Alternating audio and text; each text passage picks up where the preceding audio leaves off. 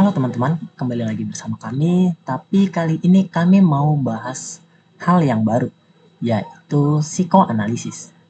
Sebelum kita masuk ke pembahasan, biar aku kenalkan siapa aja sih anggota-anggota aku. Oke, bersama kami yang pertama ada Rahmat Soleh, kemudian Ilham Anggi Pradana, Ririn Juwita, dan saya sendiri, Raizidan. Selanjutnya, apa sih yang akan kita bahas di psikoanalisis ini? Nah, yang akan kita bahas ada yang pertama adalah mengenal apa itu psikoanalisis, pemahaman psikoseksual, teknik yang digunakan dalam psikoanalisis, neo-Freudian, kasus untuk psikoanalisis, dan kesimpulan dari psikoanalisis itu sendiri. Nah, selanjutnya apa sih psikoanalisis? Nah, jadi nih teman-teman, psikoanalisis merupakan sebuah teori dan metode terapi yang dikembangkan oleh Sigmund Freud pada awal abad ke-20. Nah, tapi teman-teman tahu nggak sih apa yang menjadi fokus utama psikoanalisis? Nah, perlu teman-teman ketahui ada 3 hal utama yang menjadi fokus dari psikoanalisis. Yang pertama ada ID, ego, dan superego. Tapi kira-kira gimana sih contoh dari ID, ego, dan superego ini?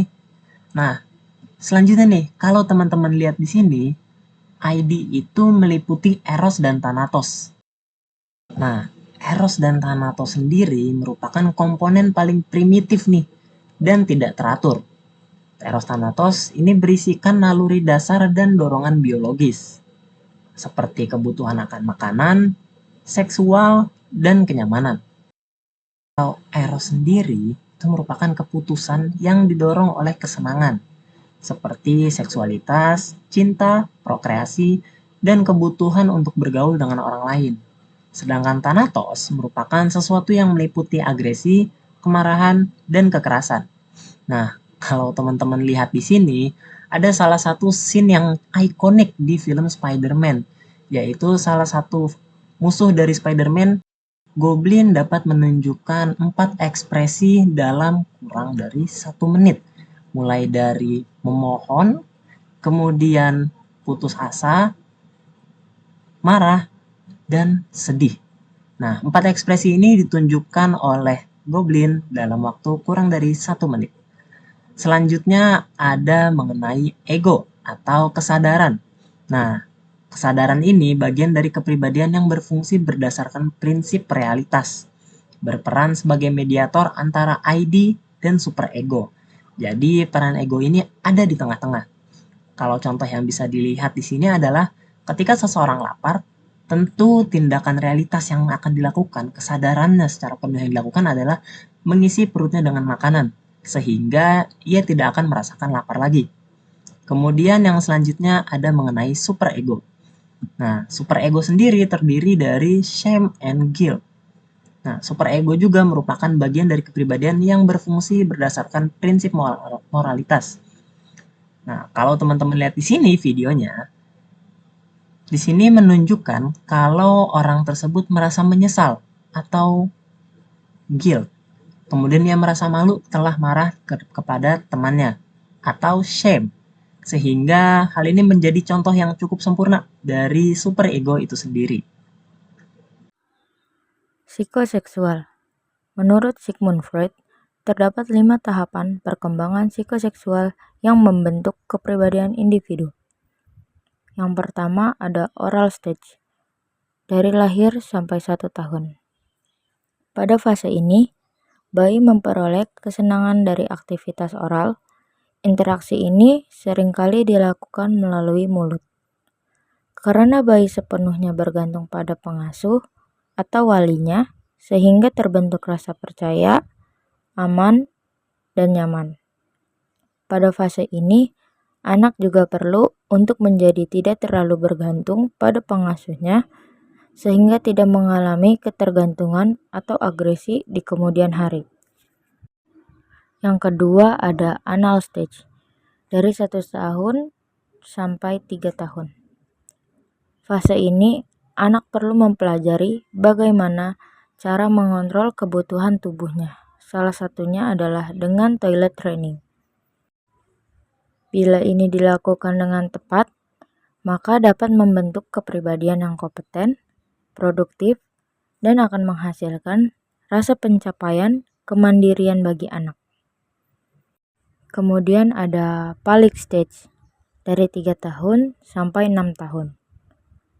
Fase ini anak mulai dapat membedakan gender, baik laki-laki dan perempuan. Kemudian ada Latent Period, dari 6 tahun sampai masa pubertas.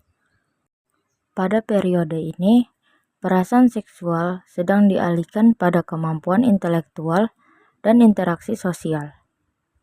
Fase ini penting juga untuk meningkatkan kemampuan bersosial, komunikasi, dan kepercayaan diri. Yang terakhir ada Genital Stage. Seorang individu pada fase ini sudah memiliki kematangan seksual. Individu akan berusaha untuk menyeimbangkan aspek-aspek di dalam kehidupannya.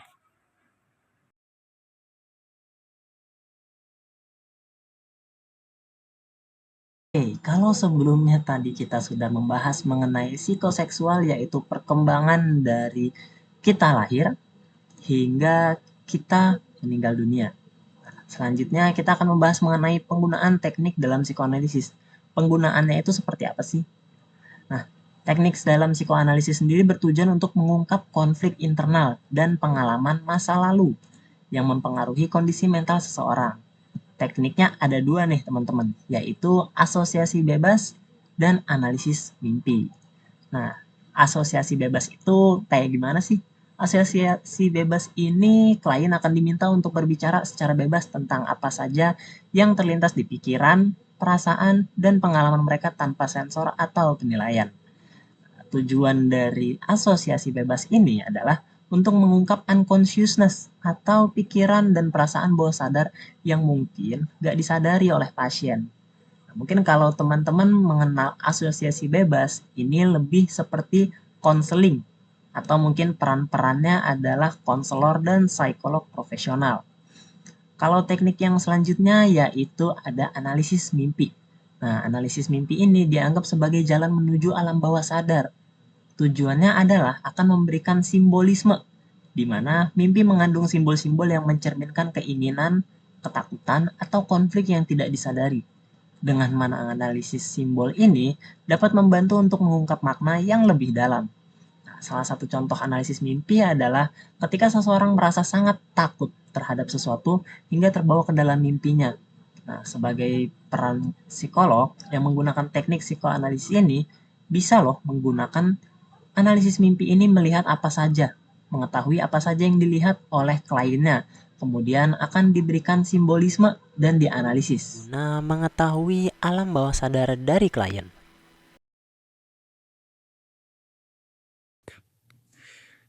Neo Freudian, tokoh utama pada psikoanalisis adalah Sigmund Freud, yang dikenal sebagai bapak psikoanalisis.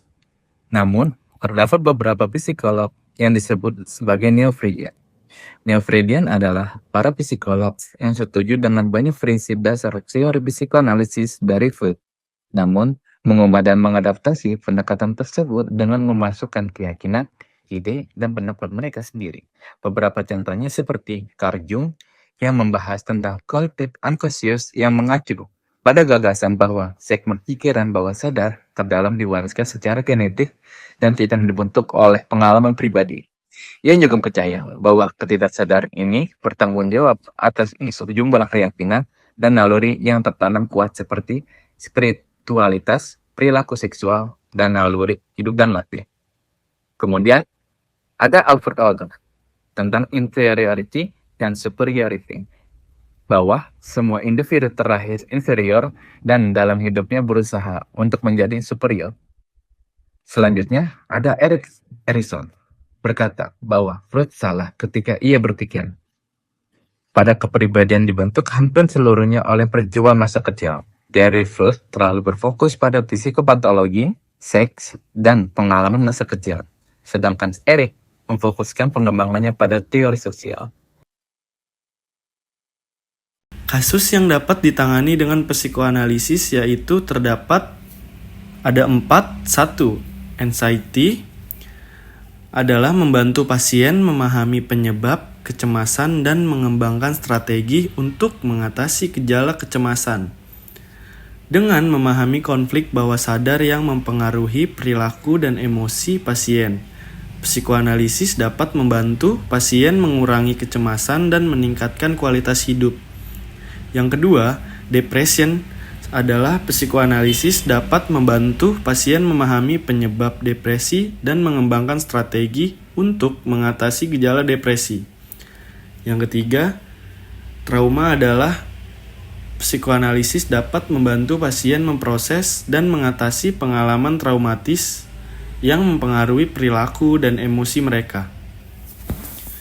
Yang terakhir, interpersonal adalah membantu pasien memahami dan mengatasi pola perilaku dan emosi yang maladaptif dengan orang lain, membantu mengembangkan strategi untuk meningkatkan kualitas hubungan dan mengurangi konflik. Sekian pemaparan materi psikoanalisis dari kami. Semoga materi ini dapat membantu rekan-rekan agar memahami lebih lanjut mengenai teknik psikoanalisis. Terima kasih.